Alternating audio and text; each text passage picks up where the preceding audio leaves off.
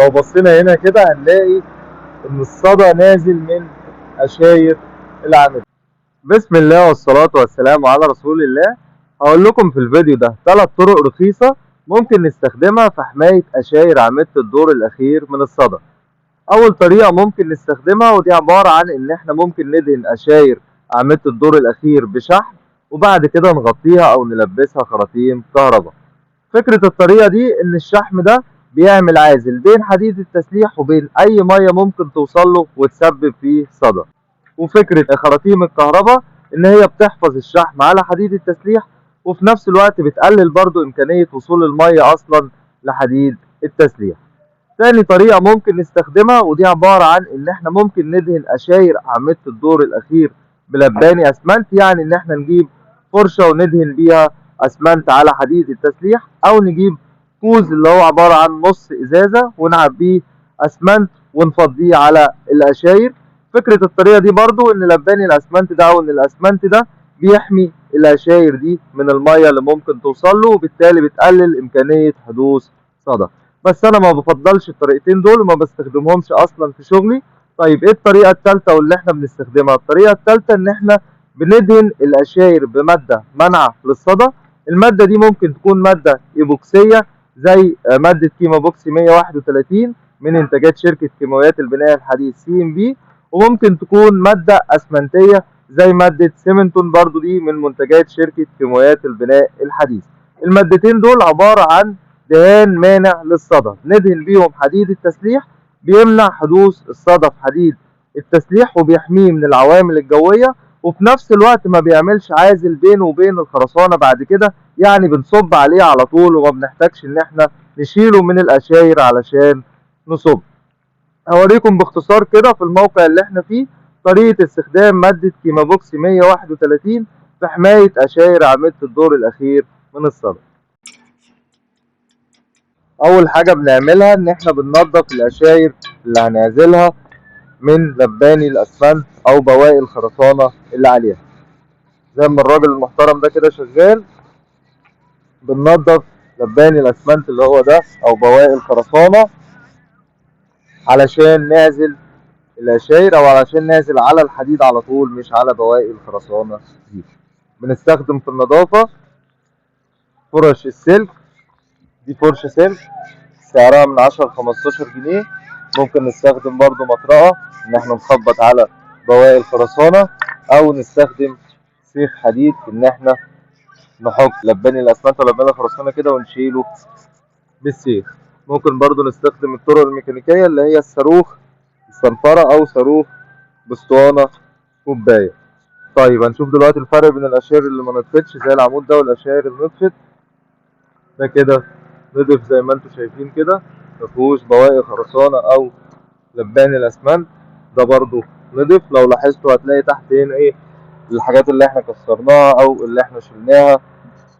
لو بصيتوا هنا هتلاقي الخرسانة نضيفة وهنا في ايه بواقي الخرسانة ولباني الاسمنت اللي احنا شلناه. ده برضو نضف زي ما حضراتكم شايفين كده. هنعمل الخطوة دي في كل العمدان بعد كده نوريكم الخطوة اللي بعد كده. بعد ما بننضف كل قشاير الأعمدة من بواقي الخرسانة اللي عليها أو لباني الأسمنت بنبدأ ندهن المادة المزيلة للصدى أو نرش المادة المزيلة للصدى على القشاير زي ما انتم شايفين كده. بنستخدم البخاخة في رش المادة المزيلة للصدى، وزي ما انتم شايفين أول ما بنرش المادة المزيلة للصدى بيبدأ الصدى ينزل على الأرض زي ما انتم شايفين كده من القشاير. كل الصدى بينزل من على القشاير والقشاير بترجع جديدة تاني أو نظيفة تاني بعد ما بنرشها المادة المزيلة للصدى. بنستخدم هنا مادة بيتونال من منتجات شركة كيماويات البناء الحديث. زي ما انتم شايفين كده مكتوب على العبوة اللي بنستخدمها بيتونال مذيب الخرسانة المتصلدة، يعني بواقي الخرسانة اللي على القشاير والصدى، يعني بيشيل الصدى وبيشيل بواقي اسمنت او خرسانة. مادة بيتونال دي بنخففها بنسبة 1 مادة إلى 3 مية وبنرشها بالبكاكة زي ما انتم شايفين كده. هندهن دلوقتي كل القشاير بالمادة المزيلة للصدى وبعد كده ندهنها بالمادة المنع للصدى. ده شكل القشاير بعد ما المادة المزيلة للصدى نشفت. زي ما انتم شايفين كده قشاير الأعمدة رجعت بلونها الطبيعي اللي هو اللون الرمادي الغامق أو اللون الرصاصي الغامق، والصدى كله اتشال زي ما انتم شايفين كده. هنبدأ دلوقتي إن احنا ندهن القشاير بالمادة المانعة للصدى. بعد كده بندهن القشاير بالمادة المانعة للصدى. زي ما قلت لكم بنستخدم هنا مادة كيم 131 من إنتاج شركة كيماويات البناء الحديث CMB. وريني كده زي ما انتم شايفين مكتوب على العبوة اهو كيما بوكسي 131 دهان ايبوكسي زنك تحضير. دي بتكون عبارة عن مركبين، المركب الأول أو المركب A هي العبوة اللي انتم شايفينها دي، والمركب الثاني أو مركب B بيكون العبوة دي زي ما انتم شايفين مكتوب عليها ايه حرف B. بنضيف المركبين دول لبعض ونقلبهم كويس جدا، وبعد كده ندهن بيهم القشاير زي ما انتم شايفين كده. طبعا دهنا كل القشاير، اوريكم حاجه مدهونه، العمود ده مدهون برضو زي ما انتم شايفين كده، والماده بتكون طبقه على قشاير العمود. الطبقه دي بتحميه من الصدى والعوامل الجويه. بعد كده بالطريقه دي كده يعتبر حمينا القشاير نهائيا من اي عوامل ممكن تسبب له صدى.